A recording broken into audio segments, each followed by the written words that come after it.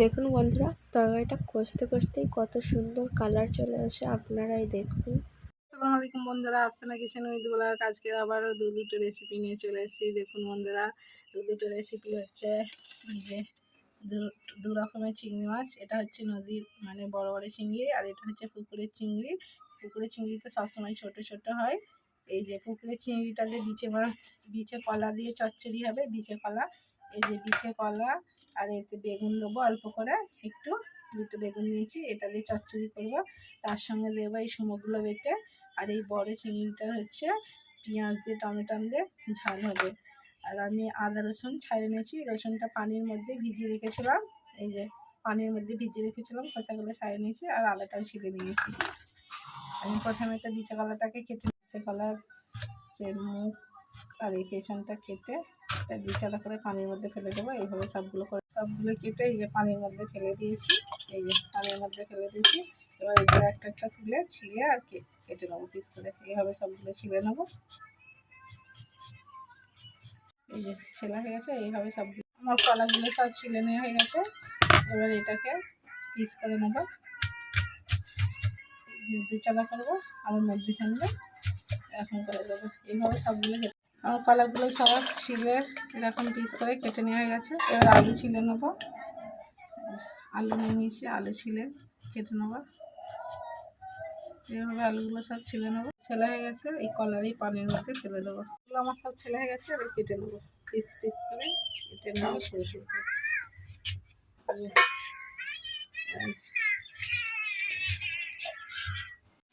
আলুগুলো সব কেটে কলার মধ্যে আমি ফেলে দিচ্ছি, সব কাটা হয়ে গেছে। আলুটা ছিলে কেটে নেবো, কেটে পানির মধ্যে ফেলে দেবো।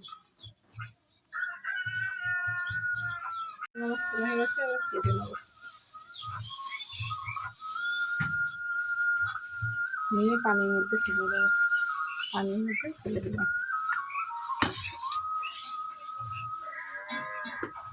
আমার সব কেটে নেওয়া হয়ে গেছে, কেটে নিয়ে পানির মধ্যে ফেলে দিয়েছি। পেঁয়াজগুলো আমি ছিলে নিয়েছি, ছিলে পানির মধ্যে ফেলে দিয়েছি। টমেটোগুলো পানির মধ্যে ফেলে দিয়েছি। কাঁচা লঙ্কাগুলো সব ধুয়ে কেটে নেবো। প্রথমে পেঁয়াজগুলো কেটে নেবো। আমার সব কেটে নেওয়া হয়ে গেছে। আর টমেটোটা কেটে নেবো, টমেটোগুলো কেটে নেবো। আমার কাটা হয়ে গেছে। এবার লঙ্কাগুলো চালা করে কেটে নিচ্ছি এইভাবে। এই যে এইভাবে লঙ্কাগুলো আমার কাটা হয়ে গেছে। দুটো পেঁয়াজের মধ্যে রেখে দিয়েছি। লঙ্কাটা ধুয়ে নিয়েছি বন্ধুরা। আদা রসুনও আমার ধোয়া আছে, আদা রসুনটা বেটে নেবো। তারপরে সুমোটা বেটে নেবো। এইভাবে থেঁতলে নেবো। হয়ে গেছে, বেটে নেবো। এইভাবে বেটে নেবো। হয়ে গেছে, এবার তুলে নেবো।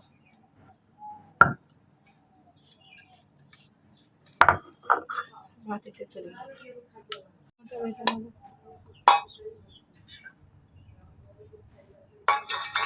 সমস্ত বেটে নেবো। আমার বাটা হয়ে গেছে, তুলে নিচ্ছি।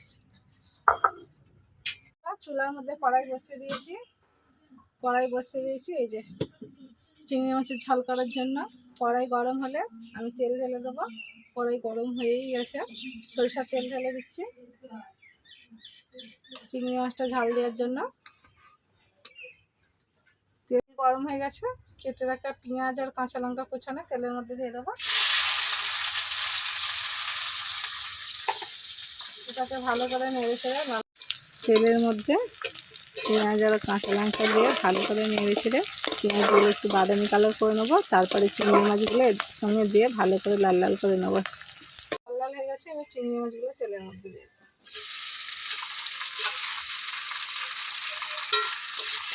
এর মধ্যে একটু নুন দেবো, চিংড়ি মাছের মধ্যে একটু নুন দিয়ে দেবো, দিয়ে লাল লাল করে ভেজে নেবো।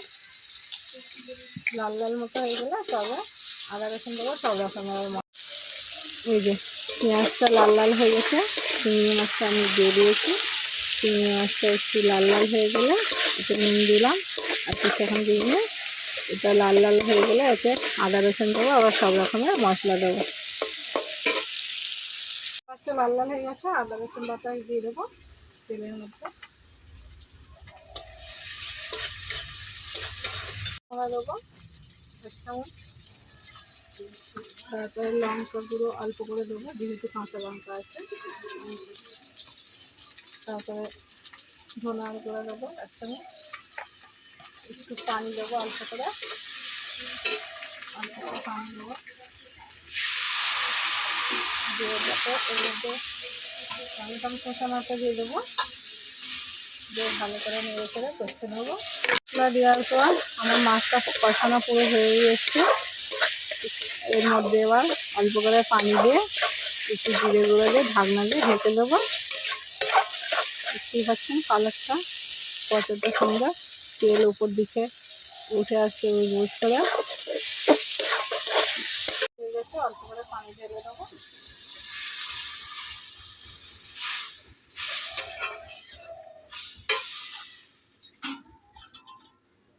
ওর মধ্যে একটুখানি জিরার গুঁড়ো দেবো,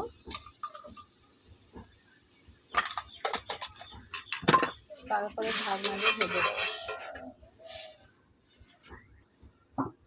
ঢাকনা দিয়ে ঢেকে দেবো। মাছের ঝালটা হয়ে গেছে, দেখুন বন্ধুরা খুলে রেখে এই যে মাছের ঝালটা পুরো হয়ে গেছে। এর ঢেলে নেবো, কড়াটা নামিয়ে পুরো রেডি। মাছের ঝালটা পুরো রেডি হয়ে গেছে, আমি এই মধ্যে ঢেলে নিয়েছি। আবার বিচে কলা রান্নার জন্য কড়াই বসিয়ে দিয়েছি। কড়াইটা এতক্ষণ গরম হয়ে গেছে, তার মধ্যে সরিষার তেল ঢেলে দেবো। গরম হয়ে গেছে, এই যে পেঁয়াজ আর লঙ্কা কুচানো তেলের মধ্যে ঢেলে দেবো। তাকে লাল লাল করে ভেজে নেয়, তারপর চিংড়ি মাছ, পেঁয়াজটা লাল লাল হয়ে গেছে, চিংড়ি মাছগুলো মধ্যে দিয়ে দেবো। এর মধ্যে অল্প করে নুন দিয়ে দেবো, দিয়ে ওটাকে ভালো করে একটু লাল লাল করে ভেজে নেবো। তারপরে আদা রসুন দিয়ে তারপরে কলা রসুন বাটাটা এই মাছ আর পেঁয়াজের মধ্যে দিয়ে দেবো, দিয়ে ভালো করে নেড়ে করে নেবো। তারপরে কলা আর আলু কুচানোটা ওর মধ্যে দিয়ে দেবো। কলা আলু দেওয়ার পর এটাকে ভালো করে নেড়ে করে একটু কষে নেবো। তারপরে সব কলা আলু তুলে দিয়েছি, চিংড়ি মাছ আর পেঁয়াজের উপরে দিয়ে এটাকে একটু ভালো করে কষে নিচ্ছি। তারপরে সব রকমের লঙ্কা গুঁড়ো, হলুদের গুঁড়ো, ধনের গুঁড়ো, আদা হচ্ছে ঝিঙে বাটা সব দেবো। এর মধ্যে প্রথমে হলুদের গুঁড়ো দেবো 1 চামচ, লঙ্কার গুঁড়ো অল্প করে দেবো যেহেতু কাঁচা লঙ্কা আছে। ধনের গুঁড়ো দেবো 1 চামচ, তারপর অল্প করে একটু পানি দেবো। এটা একটু নাড়ার পর ঝিঙে বাটাটা দেবো। ঝিঙে বাটাটা দিয়ে দেবো, এর মধ্যে একটু পানি দিয়ে দেবো, নাড়লে করতে পারবে না। এরকম মশলা দেওয়ার পর আমার কলা আর আলুটা কষানো হয়ে গেছে। এবার এর মধ্যে অল্প করে পানি দেবো, পানিটা কষানো হয়ে গেছে, এর মধ্যে পানি ঢেলে দিচ্ছি। পানি ঢেলে দিয়ে ভালো করে নেড়ে চেড়ে ঢাকনাটা ঢেকে দেবো। এই পানিটা ফুটলে আমি বেগুনগুলো তুলে দেবো। ঢাকনাটা ঢেকে দিচ্ছি,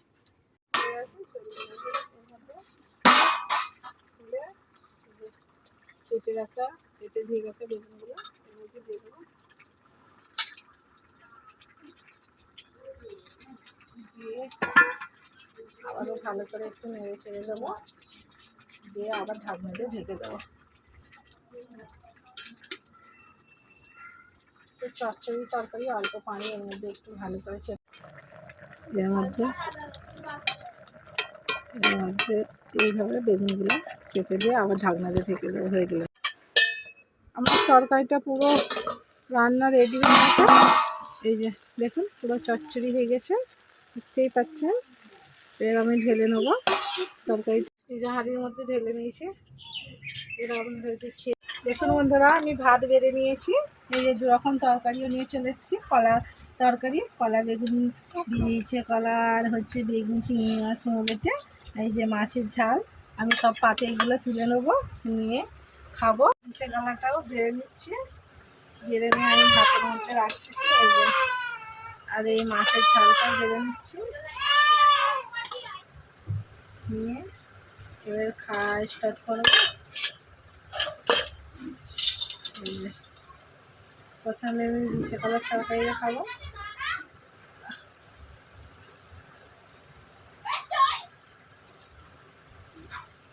খুব সুন্দর হয়েছে বন্ধুরা বিচেবেলা রান্না।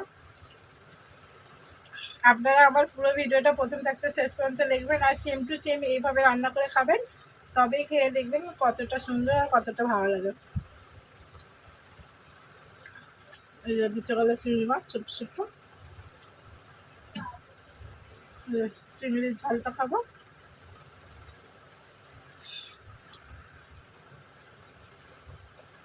চিংড়ির ঝালটাও দারুণ হয়েছে বন্ধুরা। আপনারা সেম টু সেম এইভাবে বাড়িতে তৈরি করে খাবেন, তারপরে বুঝবেন। আজকের ভিডিও এখানকার মধ্যে শেষ, আবার নতুন ভিডিও নিয়ে হাজির।